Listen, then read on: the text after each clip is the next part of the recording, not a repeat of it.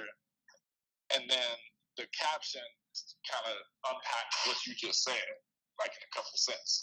That's tight. That's tight. Okay, all right. I'm recording this joint now. So just to catch up, it was this whole theory about this whole eye phenomenon with Apple phones. Like, what if this is a great Apple hack?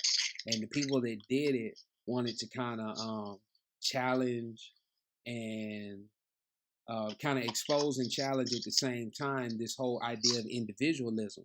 When you look at the Apple's version of a capital I, it's straight up and down, right? It looks like an I with no wings, right, or no base. It doesn't have a top or a bottom. It looks a lot like the L. The lowercase I looks like a shorter person, but it has a head on it.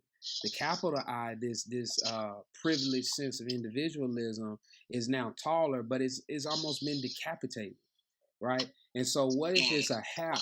It's a what if it's a hack to get folks to look at Ihood, to look at individualism differently, in the sense that, you know, the hack says A, and then it has a box with a question mark in it. So it's asking you every time you use the letter I, what are you? Are you a teacher? Are you a student? Are you a black man? Are you an animal? You know what I mean? Are you a lover? Are you a Democrat? Are you a Republican? What are you? That's the caption right there. Yeah. Yeah. Every time you use the letter I. Yeah.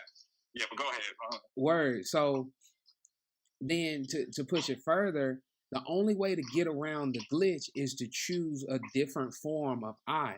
So in one point in time, I used the word I as in your eyeball, right? So EYE, and that was cool, but it was a little clunky sometimes to type EYE every time. But it had so many ripple effects in terms of meaning and understandings and understandings.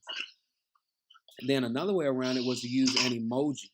A symbol for a word of an I. And that was cool, but it was kind of off-putting, and you couldn't text an eyeball to a stranger.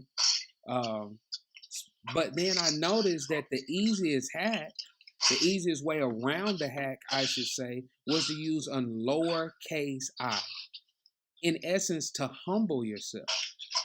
To look at yourself differently, to accept the fact it's okay to be lowercase. A lowercase I is still an I. Who's to say that a capital I has to be more prominent and more pronounced? So it's important because it comes at the beginning of a sentence, or any letter at the beginning of a sentence is important, you know?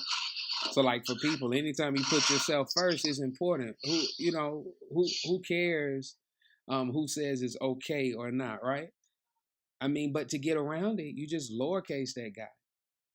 And you get your head back because you got to dot the I.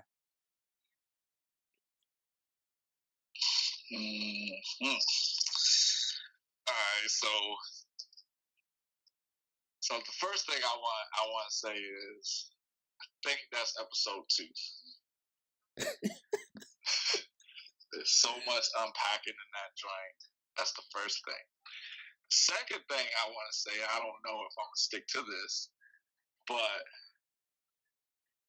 part of me wants to have the recording of you saying that just now, or us talking right now, and just sit on it for a little bit.